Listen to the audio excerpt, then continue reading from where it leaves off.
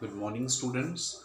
From today, we are going to start our chapter 1, that is the electric charges and field, right? So, unit 1 is all about electrostatics. So, first of all, let us know that what do we mean by the term electrostatic, right? The word electrostatic has been made by adding the two words, that is the electro and static. So what do we mean by the term electro? Obviously, electro is something related to electricity, right? And the word static means something which is at rest, right? Static का मतलब the one whose position is not changing with respect to time, and if the position of the object is not changing with respect to time, then it is said to be in rest. So in electrostatics, we are going to discuss about the charges that are at rest, right? Because we know that electricity is due to the flow of charge, है ना? How can we define the electricity? Electricity is the rate of flow of charges. तो अगर किसी wire में से charges flow हो रहे हैं तो हम क्या बोलेंगे कि उस वायर में से करंट फ्लो हो रहा है, राइट? किस स्पीड में चार्जेस फ्लो हो रहे हैं उसको हम क्या बोलेंगे? That the amount of electricity is flowing through the wire, right? So basically electricity is nothing but the rate of flow of charges. So in this, obviously we know that there are two types of charges, that is the positive charge and negative charge, right?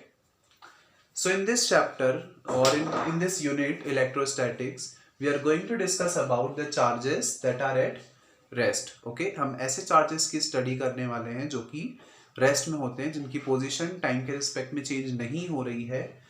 We are going to discuss about that charges. Okay, now our first chapter is about electric charges, right? So charges, we know that there are two types of charges, positive and negative, right? तो उसके पहले हम समझते हैं कि charges क्या होते हैं. Okay, so charges is basically जब भी किसी बॉडी पर फ्रिक्शन होता है तो फ्रिक्शन के कारण उस बॉडी में एक कैपेबिलिटी आ जाती है कि वो छोटे छोटे पार्टिकल्स को अट्रैक्ट करने लग जाता है, राइट? आपने देखा होगा कि जब भी हम कॉम कंघी करते हैं, है ना, और उस कॉम को अगर हम छोटे छोटे पेपर पीसेस के पास लेकर जाएं तो वो जो पेपर पीसेस होते हैं वो कॉम के ऊपर चिपक जाते हैं, राइट? इसका मतलब कि जब हमने कंघी की तो उस कॉम में छोटे छोटे पार्टिकल्स को अट्रैक्ट करने की कैपेबिलिटी आ गई, उसकी एबिलिटी आ गई, right? So this property of the particles, this property of the objects by the virtue of which they can attract the small particles is called as charges. ठीक है, किसी भी ऑब्जेक्ट की वो प्रॉपर्टी जिसके कारण वो दूसरे छोटे छोटे पार्टिकल्स को अट्रैक्ट कर सकते हैं उसको हम क्या बोलते हैं? Charges. Now charges is basically are of two types, positive charge and negative charge. Okay, अब किसी भी बॉडी पर पॉजिटिव चार्ज और नेगेटिव चार्ज क्यों होता है वो समझते हैं. ओके, हम कब बोलेंगे कि कोई बॉडी पॉजिटिवली चार्ज्ड है और कब कोई बॉडी नेगेटिवली चार्ज होती है, that we are going to see. Suppose this is the nucleus and this is the outer most orbit. ठीक है, सपोज हम मान लेते हैं, आपको पता है एटम का स्ट्रक्चर, जो न्यूट्रॉन्स और प्रोटॉन्स होते हैं वो इस न्यूक्लियस के अंदर रहते हैं, right? Suppose we are talking about the atom जिसमें जिसके न्यूक्लियस में 5 न्यूट्रॉन्स हैं और 5 प्रोटॉन्स हैं, राइट? अब सिंस 5 प्रोटॉन्स हैं तो सेम नंबर ऑफ इलेक्ट्रॉन्स जो हैं वो इस ऑर्बिट में रिवॉल्व करेंगे. And you know that first orbit में कितने इलेक्ट्रॉन्स आते हैं? केवल 2. तो ये 2 इलेक्ट्रॉन फर्स्ट ऑर्बिट में आ गए और बाकी के 3 इलेक्ट्रॉन outer most orbit में आ गए, right? So the electrons which are in the outermost orbit are called as free electrons, right? वो electrons जो outermost orbit में होते हैं उनको हम क्या बोलते हैं? free electrons. और जो electrons अंदर की तरफ होते हैं उनको हम बोलते हैं बाउंड इलेक्ट्रॉन्स। और आपको पता है कि एटम इलेक्ट्रॉन्स को या तो डोनेट भी कर सकते हैं या एक्सेप्ट कर सकते हैं, राइट। हर एटम की प्रॉपर्टी होती है कि वो अपने आउटर मोस्ट ऑर्बिट में से इलेक्ट्रॉन्स को या तो एक्सेप्ट डोनेट कर सकता है या दूसरे इलेक्ट्रॉन्स को एक्सेप्ट कर सकता है, राइट। सपोज ये एटम अपना एक इलेक्ट्रॉन पास वाले किसी एटम को डोनेट कर देता है, राइट। इसने क्या किया, अपना एक इलेक्ट्रॉन पास वाले एटम को डोनेट कर दिया। अब उस केस में यहाँ पर नंबर ऑफ पॉजिटिव चार्ज या नंबर ऑफ प्रोटॉन ज्यादा हो जाएंगे as compare to the electrons, right. यहाँ पे क्या हुआ, सिंस ये एक इलेक्ट्रॉन तो चला गया तो अब प्रोटॉन ज्यादा हो गए और प्रोटॉन पे पॉजिटिव चार्ज है ना, इसलिए ये बॉडी कैसी हो जाएगी, पॉजिटिवली चार्ज्ड। क्यों, क्योंकि एक इलेक्ट्रॉन चला गया, अब पॉजिटिव चार्जेस ज्यादा, तो जब पॉजिटिव चार्जेस ज्यादा तो the body become positively charge. और इसी का जस्ट अपोजिट, अगर इसने पास वाले एटम से एक इलेक्ट्रॉन ले लिया, ठीक है, तो नंबर ऑफ प्रोटॉन कितने 5 और नंबर ऑफ इलेक्ट्रॉन कितने 6। इसका मतलब नंबर ऑफ इलेक्ट्रॉन ज्यादा हो गए। तो जब नंबर ऑफ इलेक्ट्रॉन ज्यादा हो गए इसका मतलब ये बॉडी कैसी हो गई, नेगेटिवली चार्ज्ड। इसका मतलब अगर कोई एटम इलेक्ट्रॉन को डोनेट कर रहा है तो it will become positively charged, और अगर कोई एटम इलेक्ट्रॉन को एक्सेप्ट कर रहा है तो it will become negatively charged. यहां से एक चीज हमको समझ में आती है कि किसी भी बॉडी पर जो चार्ज होगा, इधर इट में भी पॉजिटिव और इट में भी नेगेटिव, वो चार्ज किसके कारण होगा, it is just because of the electrons only, right. उसमें प्रोटॉन्स का कोई भी रोल नहीं होता है, okay, because protons are bounded to their nucleus, है ना। वो ना तो न्यूक्लियस को तोड़कर कोई प्रोटॉन बाहर जा सकता है, ना बाहर से कोई प्रोटॉन अंदर आ सकता है, right. That is why the protons do not play any role in charge of the body. The charge of the body, whether it may be positive or negative, is solely due to the electrons only. If the atom donates the electron, then it is called as positively charged. If it accepts the electron, then it is called as negatively charged, right? So in this way we can say that there are two types of charges on the body, that is the positive and negative charges. अब charges की discovery कैसे हुई, let us have discussion over that.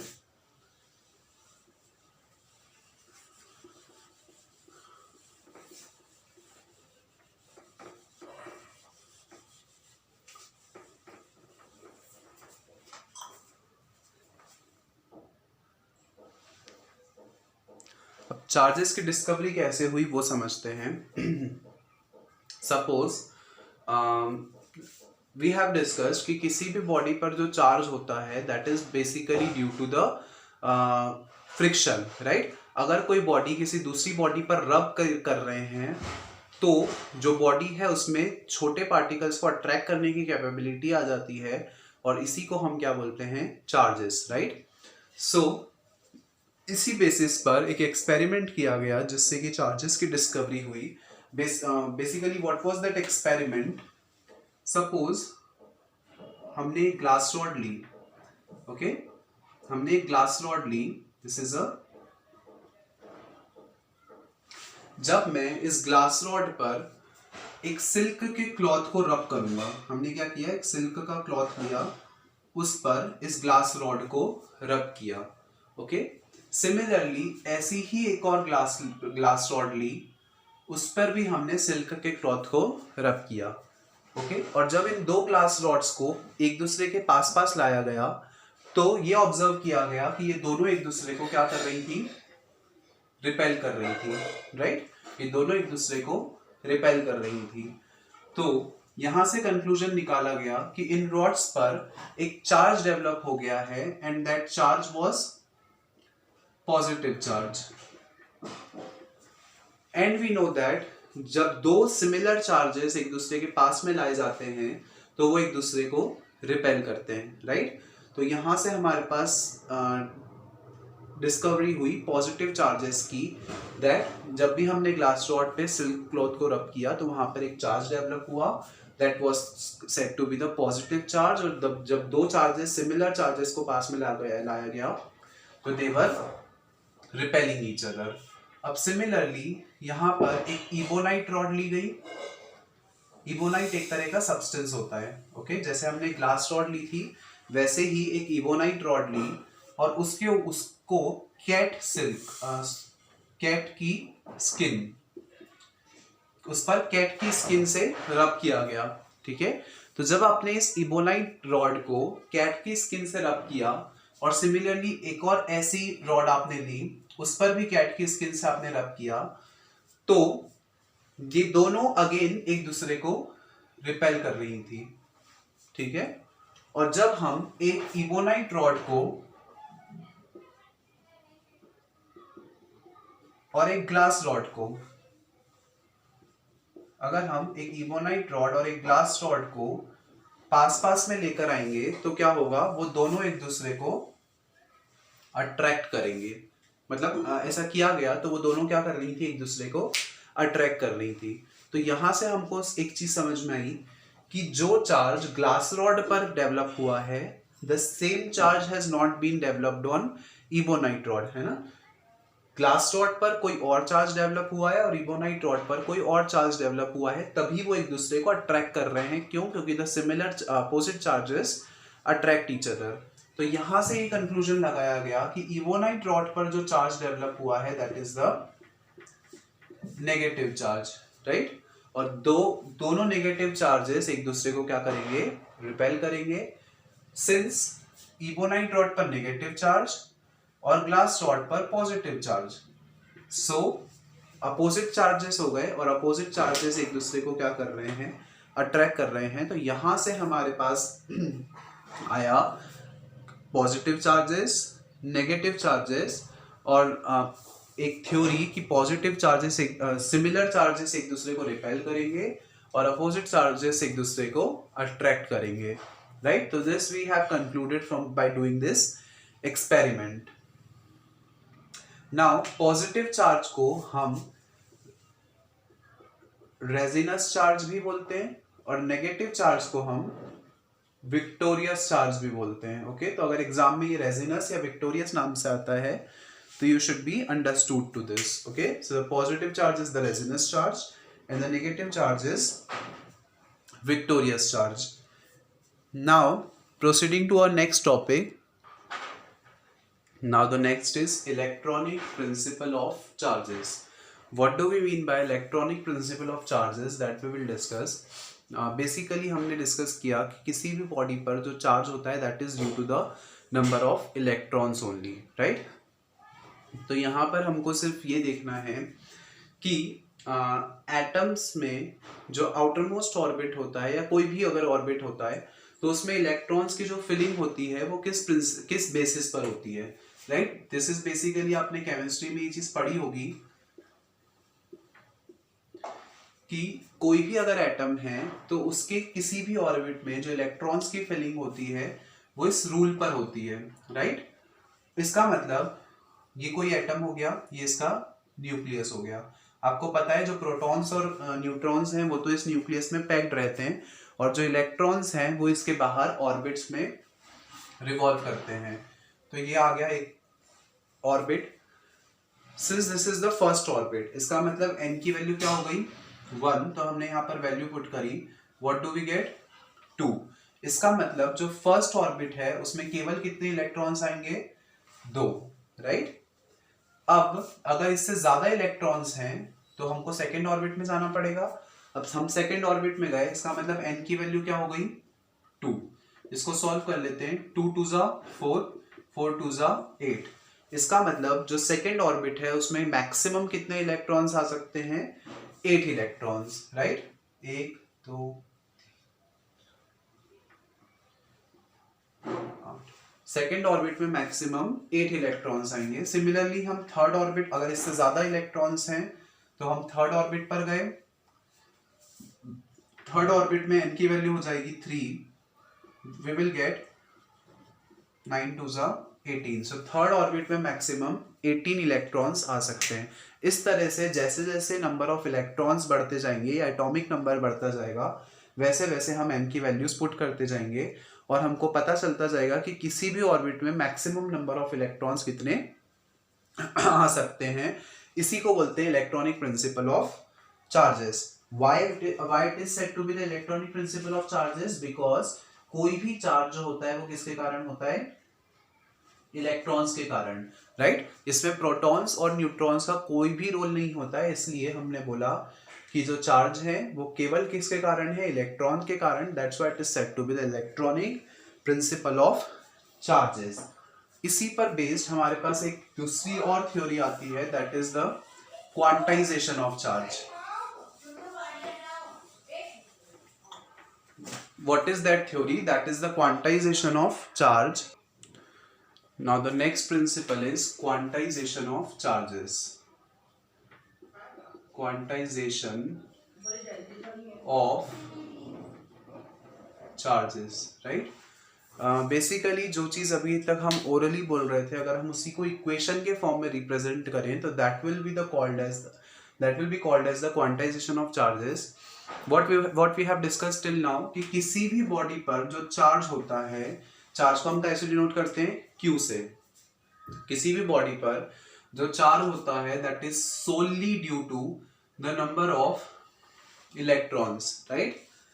That is किसी भी body पर जो charge होगा वो इलेक्ट्रॉन पर चार्ज का इंटीजर मल्टीपल होगा, राइट. किसी भी बॉडी पर जो चार्ज होगा that should B N integer multiple of the charge on electron. Why it should be the integer multiple?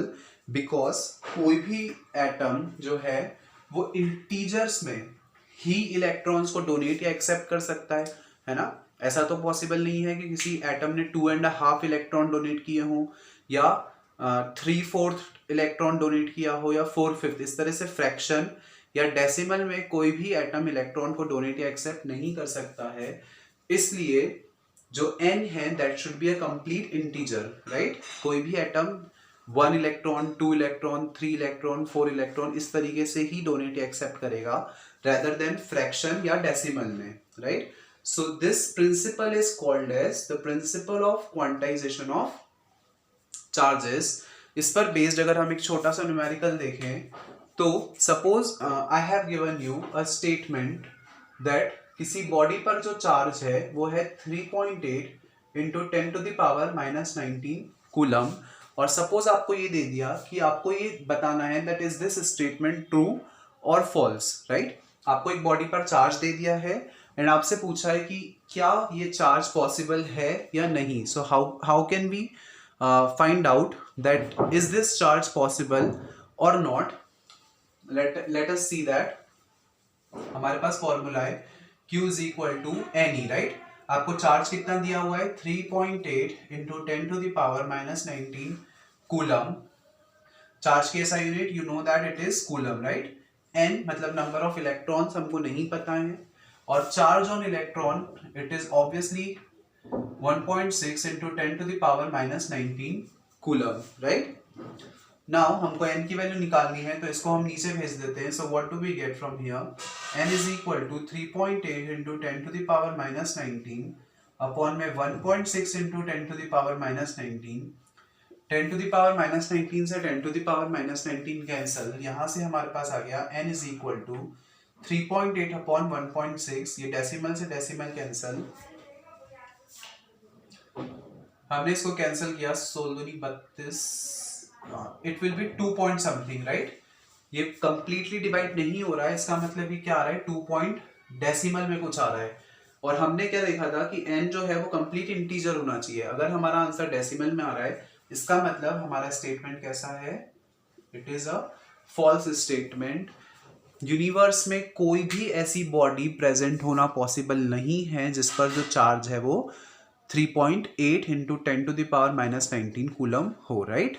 Why? Because it is not the integer multiple of the charge on electron, that is 1.6 into 10 to the power -19 coulomb, right. Suppose अगर इसी की जगह पर यहाँ पर होता 4.8, right. अगर हमको यहाँ पर 4.8 दे दिया होता, so in that case what will be the changes? यहाँ पर 3.8 की जगह पे हम कर देते हैं 4.8. यहाँ पर अगेन 4.8, हियर 4.8. और जब यहाँ पे हमने इसको डिवाइड किया so what do we get? 16 3 जा 48, राइट। इसका मतलब जो n है वो आ गया इंटीजर, और जब इंटीजर आ गया इसका मतलब हमारा स्टेटमेंट कैसा हो गया है, true. It is possible to have a body which has the charge 4.8 into 10 to the power minus 19 coulomb. So in this way we can find out the the possibility of having any charge on the body, that whether a given charge is possible or not, that we can find out by using this formula. And this formula is called as principle of quantization of charges. यहाँ से एक important question है, it is a kind of a conceptual question as well, you can say that, कि हम बोलते हैं 1 coulomb charge, right? We are familiar with the 1 coulomb charge. So many times we have discussed that suppose 1 coulomb charge is flowing through the wire. In class 10th also you might have studied all, right? So अगर हम बोल रहे हैं 1 coulomb charge, so इस 1 coulomb charge में कितने number of electrons होंगे, that we will see. That also we can find out by using this formula. Okay? So हमारे पास क्या है, 1 coulomb charge, हमको निकालना है कि इस 1 coulomb charge में जो number of electrons हैं वो कितने होंगे। तो चार्ज हमारे पास कितना आ गया, 1, n, that is the number of electrons, हमको नहीं पता है, so we have written n here. Charge on electron is 1.6 into 10 to the power minus 19 coulomb, right? This thing we know. N is equal to 1 upon में 1.6 into 10 to the power minus 19, right? Now n is equal to, इसको अगर मैं ऊपर भेज दूं तो ये हो जाएगा 10 to the power 19 upon में 1.6. इसको हम ऐसा अच्छा, यहाँ से हमने डेसिमल भी हटा दिया तो यहाँ पर एक और 10 लग गया. So what do we get, n is equal to 10 to the power 20 upon में 16, राइट. नाउ इसको हम ऐसा लिख सकते हैं that n is equal to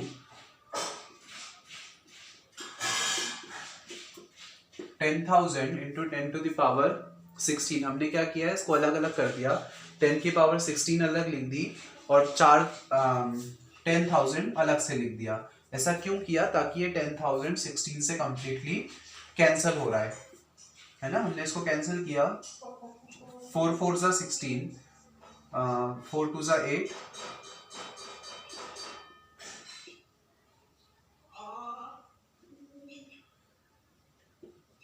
what do we get, 625 into 10 to the power 16. That is, अगर हम बोल रहे हैं कि किसी वायर में से 1 कूलम चार्ज फ्लो हो रहा है, इसका मतलब किसी पर्टिकुलर टाइम में उस वायर में से इतने नंबर ऑफ इलेक्ट्रॉन्स फ्लो हो रहे हैं. तो 1 कूलम चार्ज एक बहुत बड़ा अमाउंट ऑफ चार्ज होता है, right. That is 625 into 10 to the power 16 number of electrons are flowing through the wire at that particular time. If we are saying that 1 coulomb charge is flowing through that wire, it is such a huge amount of current. Okay, now proceeding ahead, our next topic is the law of conservation of charges.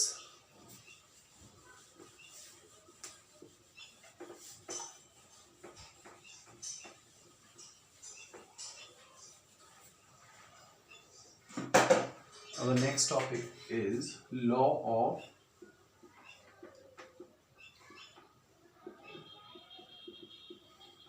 conservation of charges. Law of conservation of charges का मतलब क्या होता है, आपने पढ़ा होगा law of conservation of energy, right. आपने previous classes में you might have studied law of conservation of energy. So basically energy can neither be created nor be destroyed, only it changes from one form to another, right. This thing we have studied in the law of conservation of energy, or law of conservation of mass, right. The same thing is applicable here also, that the charges can never be created nor be destroyed, only it can be transferred from one body to another. ठीक है, हम charges को ना तो develop कर सकते हैं ना ही उनको डिस्ट्रॉय कर सकते हैं, हम केवल चार्जेस को एक फॉर्म से दूसरे फॉर्म में कन्वर्ट कर सकते हैं, right. This is the law of conservation of charges. For example, हमने स्टार्टिंग में बात की थी एक ग्लास रॉड की और उस ग्लास रॉड को उस ग्लास रॉड पर हमने एक सिल्क के क्लॉथ को रब किया था, राइट। और वहां से हमने क्या कंक्लूजन निकाला था कि इस ग्लास रॉड पर पॉजिटिव चार्जेस डेवलप हो गए और इस सिल्क रॉड पर ग्लास रॉड पर पॉजिटिव चार्जेस डेवलप हो गए। तो इस पर पॉजिटिव चार्जेस डेवलप कैसे हो गए?